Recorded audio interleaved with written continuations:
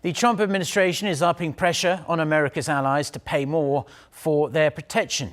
US Defense Secretary Mark Esper says there can be no more free riders when it comes to shared security. Hong Yu with the details. The U.S. campaign to get NATO allies to contribute more to defense expenses began before Defense Secretary Mark Esper headed to Brussels for a meeting with NATO defense ministers.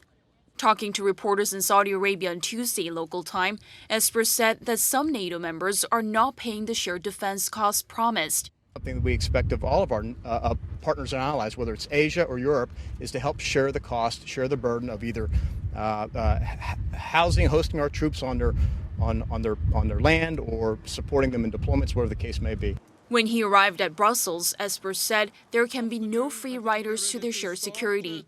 He added that all must do their part to deter war and defend the alliance regardless of geographic location, size, or population. The U.S. had taken the burden of paying for 70% of the NATO defense expenditure because European countries have felt burdened by defense spending and have been reluctant to increase their defense spending since the end of the Cold War. And the pressure from the U.S. for those countries to increase their share of defense costs is getting stronger.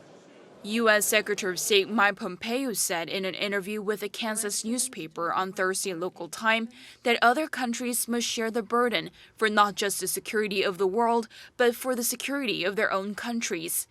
As the U.S. continues to pressure countries to up their defense spending, South Korea could face difficulty in reaching agreeable terms with the U.S. on defense cost sharing. Hong Yu, Arirang News.